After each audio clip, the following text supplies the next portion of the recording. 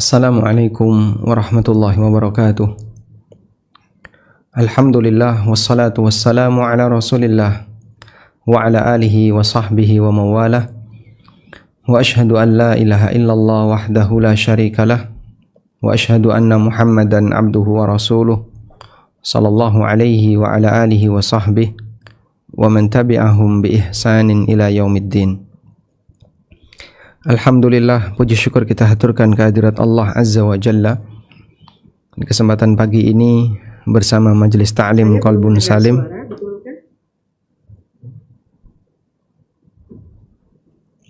Bismillah.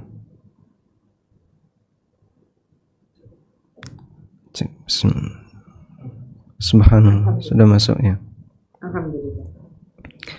Alhamdulillah, di pagi ini bersama Majelis Ta'lim Qalbun Salim kita kembali melanjutkan kajian bareng dengan insyaallah nanti akan kita bahas satu tema yang baru, yaitu aneka kesalahan dalam sholat. Ini merupakan lanjutan dari tema sebelumnya. Kita sudah bahas aneka kesalahan dalam puasa, dan mungkin untuk aneka kesalahan dalam sholat ini lebih luas dan lebih banyak kasusnya dibandingkan aneka kesalahan dalam puasa. Oleh karena itu, barangkali nanti materi yang saya sampaikan hanya sebagian kecil saja di antara luasnya pembahasan tentang masalah aneka kesalahan dalam sholat. Mudah-mudahan ini mewakili apa yang umumnya dilakukan oleh kaum muslimin, sehingga kita bisa meluruskan bagaimana sikap yang benar ketika kita melaksanakan sholat. Baik, kita akan paparkan beberapa poin sebagai berikut terkait masalah kesalahan dalam sholat. Jadi kalau kita lihat dari sisi bentuknya, bentuk-bentuk kesalahan dalam sholat, ada beberapa bentuk, diantaranya adalah tidak menyempurnakan rukun dan wajib dalam sholat, sehingga kesalahan ini terjadi karena fisik sholat yang diajarkan Nabi SAW dikurangi. Bentuknya adalah mengurangi. Mengurangi itu bisa dengan tidak melaksanakan atau melaksanakan tapi tidak maksimal. Misalnya ada orang yang tidak rukuk dengan sempurna, tidak sujud dengan sempurna, atau tidak berdiri dengan sempurna, tidak tumakninah, dan seterusnya. Dan kesalahan yang pertama ini, karena ini bagian dari rukun dan wajib, bisa sampai pada tingkatan membatalkan sholat. Kemudian yang kedua adalah meninggalkan sunnah dalam sholat, atau mengingkari sesuatu yang dianjurkan dalam sholat. Bagian ini tidak sampai membatalkan sholat, dan hanya saja bisa mengurangi kesempurnaan sholat seseorang. Misalnya kalau kita sepakat bahwa mengangkat tangan saat takbiratul ihram itu sunnah, dia tidak mengangkat tangan. Ketika mau rukuk dia tidak angkat tangan. Atau dia tidak berisyarat jari saat tasyahud. Atau dia tidak sedekap ketika berdiri, jika sedekap ini dipahami sebagai amal sunnah. Atau dia tidak membaca beberapa bacaan yang sifatnya sunnah. Kemudian ada yang lebih berbahaya, yaitu mengingkari yang dianjurkan. Jadi sesuatu yang dianjurkan tapi dia ingkari. Contohnya sholat dengan menggunakan sandal, sehingga rasanya asing orang sholat menggunakan sandal. Atau dia mengingkari sebuah gerakan tertentu yang itu sunnah, dia ingkari dan dianggap itu sebagai gerakan yang bermasalah. Misalnya keyakinan sebagian orang bahwa menggerakkan jari ini sunnah ketika sholat. Nah, karena dia baru pertama kali ngerti, maka dia anggap, wah kamu main-main dalam sholat. Atau misalnya duduk iqa ketika sholat. Duduk iqa ketika sholat bagi sebagian orang itu diingkari. Kenapa kok sholatnya kayak gitu? Duduknya kok kayak gitu? Padahal itu termasuk salah satu di antara sunnah Nabi SAW. Sehingga untuk sikap yang kedua ini bentuknya adalah karena orang kurangnya ilmu dan gagal paham, sehingga dia menganggap masalah atau menganggap bid'ah atau menganggap salah orang yang melakukan kegiatan itu. Ini terlepas dari adanya perbedaan pendapat, ya. Terlepas dari adanya perbedaan pendapat. Kalau misalnya ada perbedaan pendapat, contohnya masalah kunut subuh, apakah itu dianjurkan atau tidak, ini beda lagi kasus. Contoh yang lain, masalah ketika i'tidal itu sedekap ataukah dilepas, ini beda kasus. Contoh yang lain, turun sujud itu tangan dulu ataukah lutut dulu, ini juga beda kasus. Yang kita bahas di sini adalah sesuatu yang jelas itu dianjurkan, tapi diingkari oleh sebagian orang. Misalnya tadi ya, memakai sandal ketika sholat, padahal Nabi SAW sering memakai sandal ketika sholat. Atau gendong bayi ketika sholat. Nabi SAW pernah gendong bayi ketika sholat. Bagi sebagian orang, masa sholat bawa anak kecil, ganggu. Padahal Rasulullah SAW gendong bayi ketika sholat itu jadi imam. Anda bisa bayangin ya, jadi imam sambil gendong bayi. Mungkin di masa sekarang ya dilarang untuk jadi imam. Kemudian berikutnya adalah melakukan pelanggaran yang disebutkan dalam dalil. Misalnya Nabi SAW sudah melarang A, sudah melarang B, tapi dia melakukannya. Lalu yang lain adalah menyerupai binatang atau orang kafir ketika melakukan gerakan dalam sholat. Baik, mudah-mudahan nanti kita bisa simak sebagian dari apa yang kita sebutkan di sini. Berikutnya terkait posisi kesalahan. Di sana ada kesalahan terkait busana dalam sholat. Misalnya bagi laki-laki terutama, kalau yang perempuan insya Allah relatif aman. Kalau busana perempuan di luar sholat, kalau di dalam sholat relatif lebih aman. Laki-laki ketika sholat dia menggunakan pakaian ketat, ya. Sampai kadang, mohon maaf ya, ketika rukuk dan sujud pantatnya kelihatan, bahkan celana dalamnya sampai kelihatan. Itu cukup sering terjadi. Atau yang perempuan, ya, dagu, nah ini dagu ya, atau di bawah dagu, ini termasuk aurat. Nah, dia memakai mukna terlalu ke belakang ke sini, sampai kadang sebagian lehernya ada yang kelihatan. Atau rambutnya kadang kelihatan, dia terlalu narik ke atas sampai rambutnya kelihatan. Padahal kita tahu itu bagian dari aurat kalau yang bagi wanita. Kemudian ada kesalahan terkait tempat pelaksanaan sholat. Misalnya kesalahan di kuburan, sholat di kuburan, atau sholat di tempat sampah, atau sholat di tempat yang tidak boleh dipakai, misalnya di kamar mandi. Kemudian kesalahan terkait tata cara sholat. Nah, ini banyak sekali yang tadi sudah kita sebutkan. Di antaranya adalah dia mengurangi gerakan yang diajarkan Nabi SAW. Kemudian juga ada kesalahan saat sholat jamaah, misalnya mendahului imam, dia berdiri di depan imam, tidak merapatkan shaf, tidak meluruskan shaf, shafnya jauh dari shaf jamaah, terputus jauh. Dan ada kesalahan pasca sholat, seperti kesalahan ketika zikir, kesalahan ketika apalagi misalnya melazimkan atau mewajibkan orang untuk jabat tangan seusai sholat, sehingga seolah-olah tanpa jabat tangan seperti ada yang kehilangan, ada yang hilang dalam sholat. Kenapa? Saya belum jabat tangan, sampai ngejar-ngejar untuk jabat tangan, dan seterusnya. Termasuk juga zikir-zikir yang tidak disyariatkan dalam sholat tapi dirutinkan, sehingga selalu baca itu, padahal nggak ada dalilnya. Saat ditanya, ya memang nggak ada dalilnya. Terus kenapa kamu rutinkan setiap kali selesai sholat? Ya kan boleh-boleh saja. Kalau sesekali sih kita masih toleran, tapi kalau rutin, nah pasti di situ ada landasannya.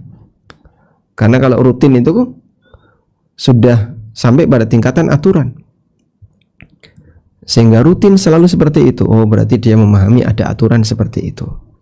Baik, ini berkaitan dengan posisi kesalahan dalam salat. Nah, ini beberapa poin terkait kesalahan dalam salat yang umumnya dilakukan oleh masyarakat. Pertama, kita awali poin yang pertama, tidak mendekat ke sutra. Dari Ibnu Umar radhiyallahu anhu, Nabi SAW pernah bersabda, La tusalli illa ila sutratin. Janganlah kalian salat kecuali dengan menghadap ke arah sutra. Semua salat itu pasti menghadap kiblat. Nah, ketika beliau mengatakan menghadap ke arah sutra, berarti ada benda tambahan di depan dia di arah kiblat. Karena beliau mengatakan janganlah salat kecuali dengan menghadap ke arah sutra. Berarti kamu ketika salat menghadap kiblat, taruh sesuatu di depan kamu sebagai sutra. Wala tada ahadan yamurru baina yadaik, dan jangan biarkan siapapun yang lewat di depan kamu ketika salat. Sehingga kalau ada anak kecil ditahan, ada orang lewat ditahan, termasuk binatang. Sampai Nabi SAW pernah salat, dan beliau salat di luar rumah. Tiba-tiba ada kambing yang nyelonong mau lewat di depan beliau. Lalu Nabi SAW maju, mendekat ke sutra, lalu kambing itu lewat di belakang beliau. Kemudian beliau mundur. Nah, seperti ini barangkali di masyarakat kita kurang begitu perhatian, sehingga bahkan termasuk diantaranya adalah lewat di depan orang yang sholat, padahal itu dosa besar, sering dilanggar. Sampai Nabi SAW pernah menyebutkan, ya, lau ya'lamul maru ma baina lau ya'lamul maru madza alaihi, andaikan orang itu tahu apa yang akan dia terima kalau dia lewat di depan orang yang salat, lakana ayyaqifa arba'ina, maka dia akan lebih memilih untuk bertahan selama 40. Nah, 40 di sini tidak disebutkan satuannya. Andaikan satuan minimal 40 jam saja. Satuan minimal 40 jam. Satuan minimal waktu di masa silam adalah as-sa'ah. Kalau satuan pakai 40 jam saja itu sudah sangat lama. 2 hari coba. Andaikan orang tahu apa yang akan dia terima kalau dia berdiri selama 40 jam, kalau dia lewat di depan orang yang sholat, maka dia lebih milih berdiri selama 40 jam daripada harus lewat. Kemudian disebutkan dalam hadis dari Sahal bin Abi Hathmah, Nabi SAW bersabda, idza shalla ahadukum ila sutratin, kalau kalian telah salat menghadap ke arah sutra, falyadnu minha, maka mendekatlah ke arah sutra itu, wala yaqta'ish syaitan alaihi salatahu, dan jangan sampai setan itu memutus salatnya. Maksudnya mengganggu salatnya. Dan ini dalil bahasanya dengan mendekat ke sutra akan memperkecil ruang bagi setan untuk menggoda orang yang salat.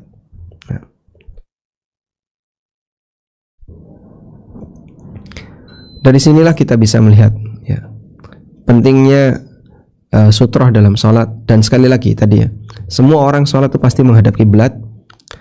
Nah, kenapa Nabi SAW menyampaikan jangan salat kecuali menghadap sutra? Menunjukkan adanya anjuran agar orang itu memasang benda tertentu antara dia dengan kiblat. Selanjutnya berkaitan dengan masalah angkat tangan di posisi yang benar. Ibnu Umar radhiyallahu anhu mengatakan bahwa Rasulullah SAW kana yarfa'u yadayhi hadwa mankibai. Nabi SAW mengangkat tangannya setinggi pundak di beberapa posisi. Pertama, idza ftataha shalah, ketika takbiratul ihram. Yang kedua, ketika takbir untuk ruku, dan ketika bangkit dari ruku. Wa kana la yaf'alu dzalika fis sujud, dan beliau tidak melakukan itu ketika sujud. Namun disebutkan dalam riwayat yang lain, Nabi SAW angkat tangan setinggi telinga ketika beliau bangkit dari tasyahud awal. Baik, dari sini kita bisa mendapatkan pelajaran bahwa mengangkat tangan bisa setinggi pundak, bisa setinggi telinga, yang tentu saja tidak boleh digabung. Allahu Akbar gini kan tidak boleh. Kemudian lakukan dengan sempurna. Tangan dibuka, bukan ditutup atau ditekuk. Lalu jari-jari diangkat ke atas, lurus ke atas. Tidak terlalu rapat, tidak terlalu lebar, biasa saja. dan telapak tangan menghadap ke kiblat.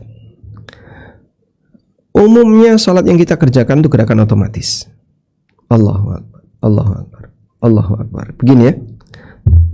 Sehingga karena gerakan otomatis, orang nggak sadar. Dia ngangkat tangan tapi nggak sempurna. Allahu Akbar.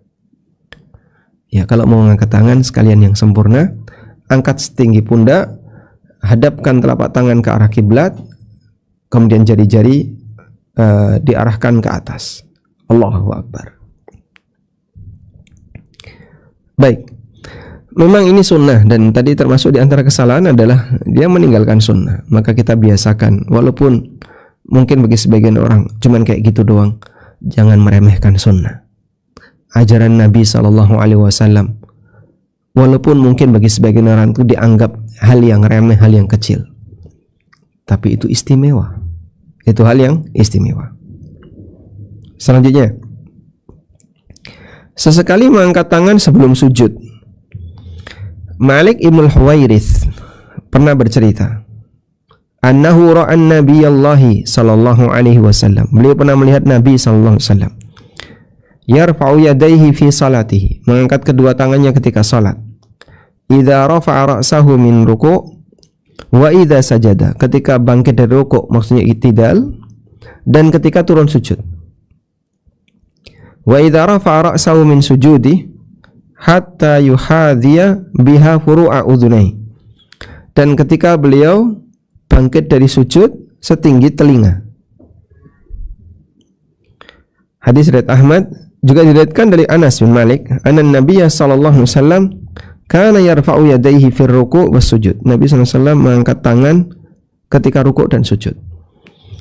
Mungkin akan terasa aneh. Baru pertama dengar, Pak. Nah, itulah manfaat dari belajar.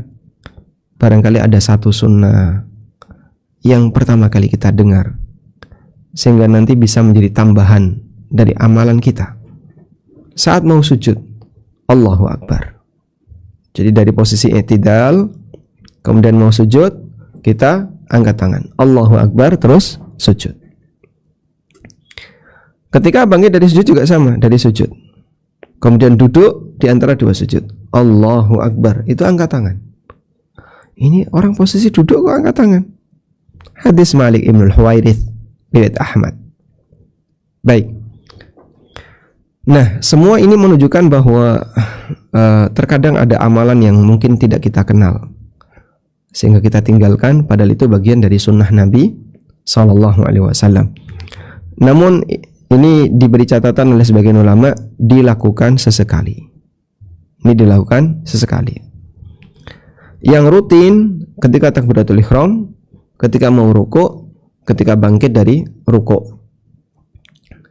Dan ditambahkan lagi adalah ketika bangkit dari tasyahud awal. Selanjutnya, di antara sunnah yang lain yang sering ditinggalkan adalah mencengkram lutut ketika rukuk. Nah, begini. Ya. Mungkin ada sebagian orang yang kadang ketika rukuk dia tidak mencengkram, sehingga tangannya dirapatkan gini. Atau dia nyentuh paha, atau bahkan nyentuh betis. Jadi posisi tangannya tidak berada di tempat yang benar, tapi dia sentuhkan tangannya, dia pegang tangannya di posisi yang keliru, bukan di lutut. Coba kita lihat pesan Nabi SAW kepada Anas, idza raka'ta fadha' kaffaita ala rukbataik. Apabila kamu ruku', letakkan telapak tanganmu di lututmu. Wafruj baina asabi'ik, dan renggangkan jari-jarimu. Warfa' yadaika ala jambaik, dan renggangkan sikumu ke samping badanmu, sehingga kalau ruku' agak begini, sikunya merenggang ke samping. Tayyib. Namun ini dengan ukuran apabila dia ruku' merenggang ke samping, kalau sampai badannya terlalu turun, nah berarti jangan merenggang ke samping, tapi dibuat lurus. Sehingga ukurannya adalah siku antara punggung dengan kaki. Punggungnya lurus. Yang digambarkan oleh para sahabat, andaikan ada gelas yang ditaruh di punggung Nabi SAW tidak akan jatuh. tidak akan guling karena lurus. Nah, sebagian orang yang postur tubuhnya agak tinggi, tangannya cukup panjang sehingga dia perlu renggang ketika dia rukuk. Tapi bagi yang postur tubuhnya lebih pendek, ya, maka tidak perlu merenggangkan tangan. Wallahu a'lam. Kepala dan punggung lurus ketika rukuk. Ya, sebagian orang kadang keliru karena terlalu ke bawah atau agak naik ke atas. Dan kalau terlalu ke bawah, insya Allah tidak sampai membatalkan sholat. Nah, yang naik ini, yang kurang dari posisi lurus, ini bisa sampai pada tingkatan batal. Batasnya apa? Jika tangan tidak nyentuh tidak nyentuh lutut, sehingga punggung agak naik, tangannya nggak sampai nyentuh lutut, artinya dia kurang turun, maka rukuknya tidak diakui, sehingga bisa menyebabkan dia meninggalkan rukuk, dan itu sama dengan meninggalkan rukun dalam salat.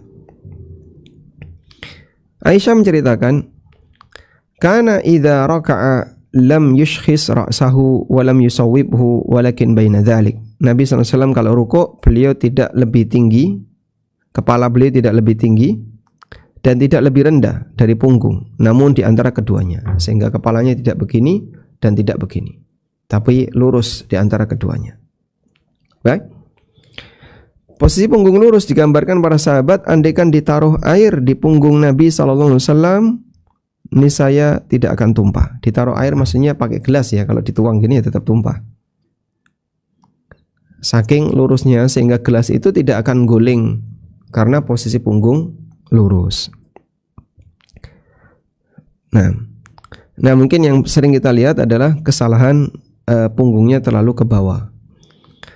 Terus gimana Pak? Itu kan kita tidak lihat.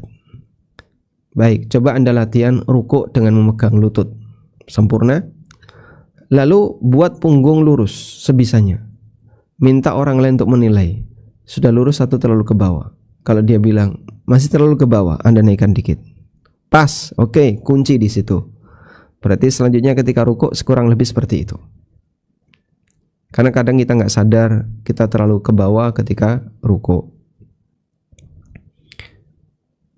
Nah, selanjutnya tidak tumaknina. Nabi SAW mengajarkan tata cara sholat. Nabi SAW mengatakan, kalau kamu sholat, maka bertakbirlah, kemudian bacalah Al-Quran yang mudah bagimu, kemudian lakukanlah rukuk hatta tatma'inna raki'an, sampai kamu betul-betul tumaknina ketika rukuk. Tsumma rfa' hatta ta'tadila qa'iman, kemudian bangkit sampai kamu i'tidal, betul-betul i'tidal berdiri. I'tidal berdiri maksudnya berdiri sempurna. Ada orang di rukuk, sami Allahu liman hamidah, itu belum berdiri sempurna, dia sudah turun. Nah, kalau terjadi demikian, maka dia mencuri dalam salatnya. Nabi SAW pernah mengatakan, aswa'un nasi sariqatan alladhi yasriku fi salati. Maling yang paling jelek adalah orang yang mencuri ketika salat. Ada sahabat yang tanya, apa mungkin orang itu maling ketika salat? Kemudian Nabi SAW mengatakan, la yutimmu ruku'ahu wa la sujuda. Dia ketika salat, rukuk dan sujudnya tidak sempurna. Jadi mungkin ketika rukuk begini, masih agak naik ke atas. Ketika sujud belum sampai ke bawah, kadang dahinya belum nyentuh, dia sudah naik. Nah, seperti itu disebut sebagai pencuri dalam salat. Nah, selanjutnya menempelkan dahi dan hidung di lantai kalau sujud ya. Dalam sebuah hadis riwayat Ibnu Abi Syaibah, Abdul Razzaq dan yang lainnya, Nabi SAW bersabda, la yaqbalullahu salatan la yusibul anfu minha ma yusibul jabin. Allah tidak menerima salat di mana ketika hidung tidak menyentuh sebagaimana yang dahi menyentuh. Jadi hidung tidak menyentuh ke tanah sebagaimana dia menempelkan dahinya ke tanah. Dan hadis ini dinilai sahih oleh sebagian ulama, sehingga tidak boleh kalau orang sujud sementara hidungnya terangkat. Dia cuman dahinya saja tapi hidungnya terangkat, maka harus diturunin agar hidungnya ikut nempel. Selanjutnya, meletakkan kedua tangan di lantai sejajar dengan pundak atau telinga. Dan ini ketika sujud. Abu Humaid bercerita, beliau menceritakan cara sujud Nabi SAW. Thumma sajada fa'amkana anfahu wa jabhatahu. Beliau sujud, kemudian beliau letakkan hidung dan dahinya. Wa nahha yadayhi an jambai, dan beliau bentangkan kedua tangannya ke samping. Wa wada'a kaffaihi hadwa mankibai, dan beliau letakkan kedua tangannya sejajar dengan pundak. Jadi begini. Ketika sujud begini ya. Melebar ketika sujud. Sehingga posisi pundak, posisi tangan ya, itu lebar. Sampai diceritakan bahwa Nabi SAW ketika sujud sampai bisa dilewati oleh di bawah beliau itu bisa dilewati oleh anak kambing karena saking renggangnya. Nah, ada pertanyaan, loh Pak, nanti kan nyikut satu sama lain. Ini kalau sholat sendirian atau jadi imam. Kalau sholat jamaah berarti menyesuaikan dengan kondisi jamaah. Tapi kalau Anda sholat sendirian atau Anda sholat jadi imam, maka sunnah ini bisa dilaksanakan. Tapi kalau sholat berjamaah jadi makmum, sementara Anda harus rapat bersama dengan makmum yang lain, softnya, maka tidak mungkin Anda merenggangkan seperti ini, karena nanti akan sikut-sikutan. Selanjutnya, merapatkan jari tangan dan menghadapkannya ke arah kiblat ketika sujud. Jadi kalau sujud begini, dihadapkan ke arah kiblat, sehingga tidak begini atau begini. Saya pernah lihat ada orang sujud begini, tangannya jinjit. Nah, harusnya kan diletakkan, lalu jari-jari merapat sehingga jari menghadap ke arah kiblat. Yang sering begini, menyamping, dia menghadapnya ke samping, atau begini, ke dalam. Baik. Pertanyaannya, laki dan perempuan sama atau beda, Pak? Memang sebagian ulama membedakan. Sehingga kalau perempuan sujud begini, kalau laki-laki begini. Tapi semuanya sepakat jari dihadapkan ke arah kiblat. Dari sahabat Wa'il bin Hujr radhiyallahu anhu, beliau bercerita, "Kana idza raka'a farraja asabi'ahu wa idza sajada dhamma asabi'ahu." Nabi SAW kalau ruku beliau renggangkan jari-jarinya, kalau sujud beliau rapatkan jari-jarinya. Kalau ruku renggangkan karena mencengkram lutut, kalau sujud dilapatkan. Nah, jadi kita punya kaidah ya, ruku renggang, sujud rapat dalam sholat. Apa yang renggang rapat, Pak? Jari-jarinya. Berikutnya, menghadapkan jari kaki ke arah kiblat. Al-Bara' bin Azib bercerita, wa idza sajada wajjaha asabi'ahu kibalal kiblah. Nabi SAW kalau sujud, beliau menghadapkan jari-jarinya ke arah kiblat. Jadi ini semangatnya Rasulullah SAW. Sebagaimana kata Ibnu Umar, annahu kana yuhibbu ayyastaqbilal kulla syai'in minhul kiblah idza shalla.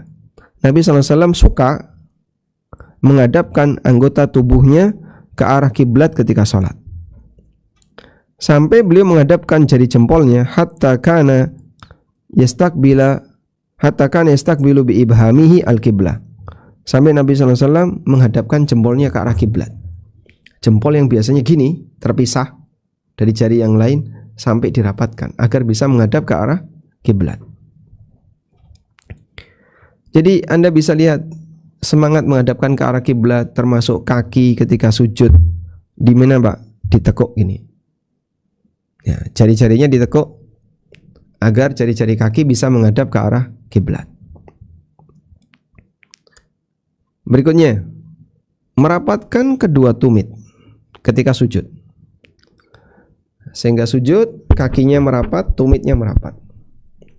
Aisyah radhiyallahu anha bercerita, faqadtu Rasulullah sallallahu alaihi wasallam wa kana ma'i ala firashi. Aku kehilangan Nabi sallallahu alaihi wasallam. Padahal tadi kita tidur bareng. Begitu Aisyah ngelilir, terjaga di malam hari, gerayang-gerayang tangannya, loh, kok suaminya enggak ada? Fawajadtuhu sajidan rasan akibaihi mustaqbilan bi atrafi asabihi al-qiblah. Lalu aku jumpai beliau, jadi tangannya itu menyentuh kaki Nabi SAW. Tangan Aisyah, karena waktu itu nggak ada lampu ya. Tangan Aisyah nyari-nyari Nabi SAW, kemudian Aisyah menyentuh kaki Rasulullah SAW. Beliau sedang sujud rasan, merapatkan akibai, merapatkan kedua tumitnya, mustaqbilan bi atrafi asabi'ihil qiblah, dan beliau menghadapkan ujung-ujung kakinya ke arah kiblat. Sehingga begini, lalu ujung kakinya menghadap ke arah kiblat. Nah, dan jika hadis ini sahih, maka dianjurkan demikian, karena satu tangan Aisyah bisa mendapatkan dua kaki Nabi SAW. Itu hanya terjadi ketika kakinya dirapatkan. Kalau kakinya renggang, ya tentu saja satu tangan Aisyah radhiyallahu anha tidak akan bisa mendapatkan kedua kaki itu dalam waktu bersamaan. Berikutnya, merenggangkan antara paha dengan perut. Abu Humaid mengatakan, wa idza sajada farraja baina fakhidaihi ala ghaira hamilin batnahu ala syai'in min fakhidaihi. Ketika Nabi SAW sujud, beliau renggangkan kedua pahanya tanpa sedikit pun menyentuhkan paha dengan perut beliau, sehingga paha dengan perut renggang, maka agak berjarak, bukan mepet gini ya, tapi agak berjarak ketika sujud. Nah, selanjutnya adalah menjaga variasi bacaan salat. Ada 3 manfaat kalau orang melakukan seperti ini. Di antaranya adalah menjaga kelestarian sunnah Nabi SAW, agar bacaan itu tidak hilang. Misalnya, ada beberapa versi doa iftitah. Kalau orang cuma hafal satu versi saja, maka bisa jadi versi yang lain akan hilang. Kenapa Pak? Tidak dipelajari. Maka dengan mempelajari akan melestarikan sunnah Nabi SAW. Yang kedua, mengamalkan sunnah Nabi SAW secara bergantian, sehingga kadang mengamalkan A, kadang mengamalkan B. Yang ketiga, menghindari potensi ta'assub terhadap ormas. Nah, seperti yang kita tahu di negara kita, terkadang ada orang yang karena dia nggak tahu ya, sampai memplot. Kalau bacaan iftitahnya Allahumma ba'id baini wa baina khataayaya, oh itu Muhammadiyah. Kalau bacaan iftitahnya Allahu Akbar kabira walhamdulillahi katsira, NU, Masya Allah. Padahal dua-duanya sunnah. Sehingga tidak layak kemudian kita malah pisah-pisahkan, padahal dua-duanya termasuk ajaran Nabi SAW. Wallahu alam.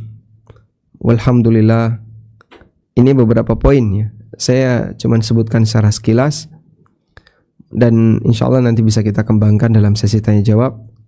Sekarang kita tambahkan ini, gerakan yang dilarang ketika sholat. Tadi kita sudah menyebutkan bahwa ada gerakan yang dilarang ketika sholat karena alasan dia meniru binatang atau meniru orang kafir. Secara umum kita dilarang untuk meniru makhluk yang lebih rendah ya. Kita dilarang meniru makhluk yang lebih rendah. Makhluk yang lebih rendah contohnya apa Pak? Dilarang meniru makhluk yang lebih rendah. Contoh makhluk yang lebih rendah, Ya, misalnya binatang itu lebih rendah daripada kita karena manusia lebih mulia daripada binatang. Contoh yang lain, setan. Jangan niru setan. Makan minum pakai tangan kiri itu niru setan.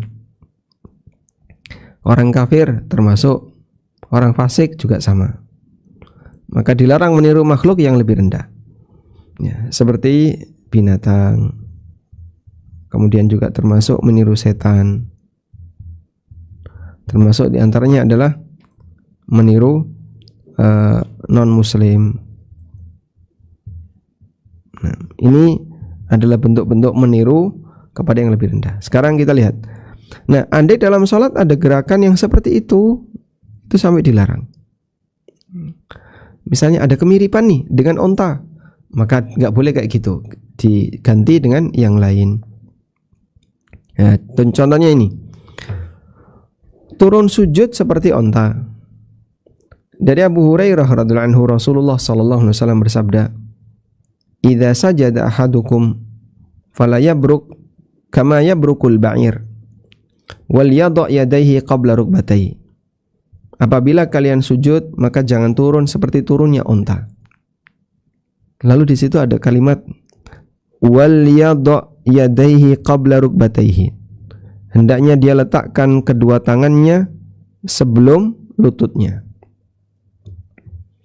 Kalimat ini hendaknya dia letakkan kedua tangannya sebelum lututnya menunjukkan bahwasanya maksud Nabi SAW, jangan kau turun sujud seperti turunnya onta adalah ya letakkan tanganmu dulu sebelum lututmu. Dalam riwayat yang lain dari Nafi, beliau bercerita, kana Ibnu Umar yada'u yadaihi qabla rukbatai. Ibnu Umar radhiyallahu anhuma itu meletakkan tangan dulu sebelum lutut. Nah, lalu ada yang mengatakan, oh barangkali hadis ini terbalik. Barangkali hadis ini maklub, terbalik. Kita akui dalam hal ini ada khilaf. Ada perbedaan pendapat. Kita tulis ya. Perbedaan pendapat terkait mana yang duluan.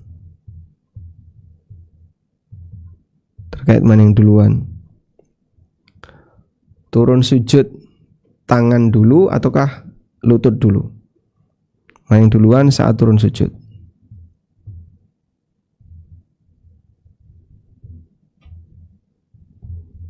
Tangan dulu atau lutut? Ini ada beda pendapat. Dan karena ini beda pendapat ini sudah ada sebelum kita lahir, maka tolong hormati perbedaan ini. Lalu gimana, Pak? Tanggung jawab kita adalah cari pendapat yang lebih mendekati kebenaran. Nah, berarti bisa jadi beda. Ya bisa jadi beda. Perbedaan itu sudah ada sebelum kamu lahir. Saya memilih tangan dulu. Mungkin kamu setelah membaca penjelasan, oh saya lebih senang dengan lutut dulu. Baik, masing-masing punya pegangan. Nah, kaitannya dengan ini terus gimana, Pak? Yang penting pokoknya kita bertakwa kepada Allah semampunya. Dan ini dua hal yang bertentangan. Karena dilarang oleh Nabi SAW agar jangan tiru onta. Jadi ini bukan cuma masalah afdholiyah, tapi sampai pada tingkatan ada unsur pelanggaran di sana. Nah, kemudian membentangkan tangan seperti anjing. Nabi SAW bersabda, "I'tadilu fis sujud." Bersikaplah i'tidal ketika sujud. Bersikap i'tidal ketika sujud maksudnya i'tidal yang dimaksud di sini adalah ideal. Bersikaplah ideal. Bersikaplah ideal ketika sujud. Jangan bentangkan lengan kalian di tanah sebagaimana anjing. Jadi saat sujud jangan begini. Jangan begini ya. Jadi sikunya ditaruh di tanah. Harusnya ini diangkat. Muttafaqun alaih. Lalu bentuk yang lain duduk ik'a seperti anjing. Abu Hurairah radhiyallahu anhu bercerita, Amaroni Rasulullah SAW bi thalathin wa nahani an thalathin. Rasulullah SAW memerintahkan kepadaku 3 hal dan beliau melarang 3 hal. Lalu disebutkan, beliau melarangku mematuk seperti mematuknya ayam. Maksudnya jangan terlalu cepat ketika rukuk sujud. Beliau melarang duduk ik'a seperti ik'a anjing. Dan beliau melarang untuk menoleh seperti rubah. Nah, di sini bukan rumah ya, tapi rubah. Tolah-toleh seperti rubah. Hadis riwayat Ahmad. Baik. Kenapa ini tidak diperbolehkan? Karena ini semuanya adalah niru binatang. Contohnya kayak gimana sih Pak? Ik'a anjing. Nah, Anda lihat ini. Di sini bagian kaki, itu kayak gini. Jadi dia duduk, posisi tangannya di tanah, terus pantatnya diduduki, jadi kakinya tidak berada di bawah pantat. Kemudian kakinya berdiri. Nah, seperti ini duduk ika'nya anjing. Atau seperti duduk setan. Karena Rasulullah SAW yafrishu rijlahul yusra wa yansibu rijlahul yumna. Nabi SAW melakukan duduk iftirash. Iftirash, kaki kiri diduduki. Kemudian kaki kanan ya, ditegakkan, telapak kaki kanan. Seperti duduk iftirash ketika tasyahud awal. Dan beliau melarang duduk seperti duduknya setan. Hadis riwayat Muslim. An-Nawawi menjelaskan, wa fassarahu Abu Ubaidah wa ghairuhu bil iqa' al-manhi anhu. Abu Ubaidah dan yang lainnya menafsirkan makna iqa' yang dilarang ketika salat adalah ayul siqa al-yatahu bil ardi. Dia tempelkan pantatnya di tanah. Wa yansibu saqaihi, kemudian betisnya ditegakkan. Wa yada'u yadayhi 'alal ardi, sementara kedua tangannya ditaruh di tanah. Kama yafrishul kalb, sebagaimana layaknya anjing atau binatang buas yang lain. Nah, kurang lebih seperti ini. Ya. Jadi ini kakinya dibentangkan, kemudian pantatnya ditaruh di tanah, tangannya di tanah. Nah, ini yang dilarang. Iqa' yang benar ini iqa' ketika duduk di antara 2 sujud. Posisi kaki diduduki dalam keadaan ditegakkan. Duduk seperti ini. Ya. Dan duduk iqa' seperti ini pernah dilakukan Nabi SAW sebagaimana keterangan Ibnu Abbas. Tapi sebagian orang kadang mengingkari. Kok aneh salat seperti ini? Padahal ini bagian dari sunnah Rasulullah Sallallahu Alaihi Wasallam. Berikutnya duduk nyender seperti orang yang dimurkai. Dari Syarid bin Suwaid, Rasulullah SAW pernah melihatku duduk seperti ini. Terus dilarang oleh Nabi SAW. Wa qad wada'tu yadiyal yusra khalfa dhahri wattaka'tu ala alyati yadihi. Aku letakkan tangan kiriku ke belakang, lalu aku bersandar dengan tangan kiriku. Kemudian Nabi SAW mengatakan, ataqudu qi'datal maghdubi alaihim. Apakah kamu duduk seperti duduk orang yang dimurkai? Jadi ini tangan kiri ya, tangan kiri ke belakang ini, ke belakang ya. Terus dia nyender dengan tangan kiri saja. Kalau 2 tangan nggak apa-apa. 2 tangan ke belakang nggak apa-apa. Tapi kalau tangan kiri saja, gini, tangan kirinya saja yang di belakang, ini masuk kategori duduknya orang yang dimurkai. Selanjutnya, jungkat-jungkit seperti ayam mematuk. Abu Hurairah tadi melarang ini ya. Dalam hadis Nabi SAW melarang 3 hal. An-nakratin kanakratidik, mematuk seperti matuknya ayam. Hadis riwayat Ahmad dan dinilai sahih oleh Syalbani. Berikutnya kopat kapit seperti keledai. Bahasa Indonesianya kopat kapit apa? Hah? Enggak ada. Tangannya gini-gini. Anda lihat ekor keledai yang gini-gini itu namanya apa? Itu bahasa Jawanya namanya kopat kapit, ya. Dari Jabir bin Samurah radhiyallahu anhu, ketika kami salat bersama Rasulullah SAW, kami mengucapkan Assalamualaikum warahmatullah, Assalamualaikum warahmatullah, sambil berisyarat dengan tangan kanan ke samping, tangan kiri ke samping. Kedua ini yang lebih tepat, bukan kedua kanan, ya, kedua tangan. Assalamualaikum warahmatullah, Assalamualaikum warahmatullah. Begini, buka. Kemudian Rasulullah SAW bertanya, alama tumi'un, ngapain kalian mengangkat tangan kalian?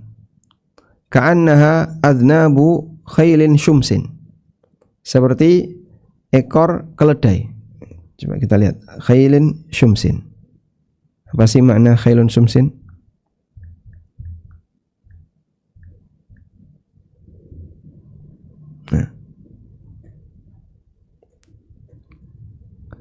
Khailun syumsin, kalau di seperti keledai atau kuda yang dia suka mengibas-ibaskan ekornya. Kalau pakai gini, yang ketemu kuda.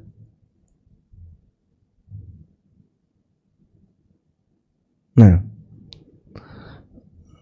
dilarang oleh Nabi SAW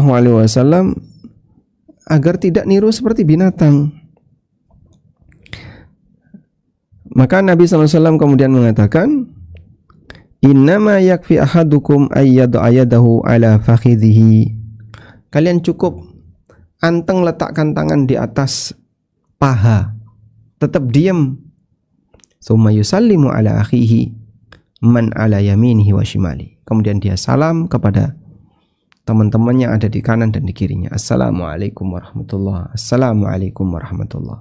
Sehingga tangan tidak perlu ikut-ikutan. Wallahu alam. Baik, sekali lagi ini hanya sebagian, ya, karena masih ada banyak sekali praktek yang dilakukan oleh kaum muslimin yang itu adalah pelanggaran, ya, dalam sholat mereka. Ya, mudah-mudahan dengan kita belajar, kita bisa lebih mengenal untuk memperbaiki ibadah yang kita lakukan, sehingga dalam ibadah kita tidak hanya berbicara masalah kuantitas, tapi kita juga perhatian dengan kualitas. Sebagaimana firman Allah Subhanahu wa taala, alladzi khalaqal mauta wal hayata liyabluwakum ayyukum ahsanu amala.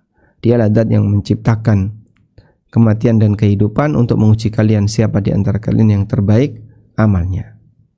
Wallahu alam. Mudah-mudahan yang sedikit ini bermanfaat. Tayyib, mungkin itu dulu yang bisa kita sampaikan. Mudah-mudahan apa yang kita bahas ini bermanfaat. Wassallallahu ala nabiyyina Muhammadin wa ala alihi wa sahbihi wasallam. Wa akhiru da'wana alhamdulillahi rabbil alamin. Wassalamualaikum warahmatullahi wabarakatuh.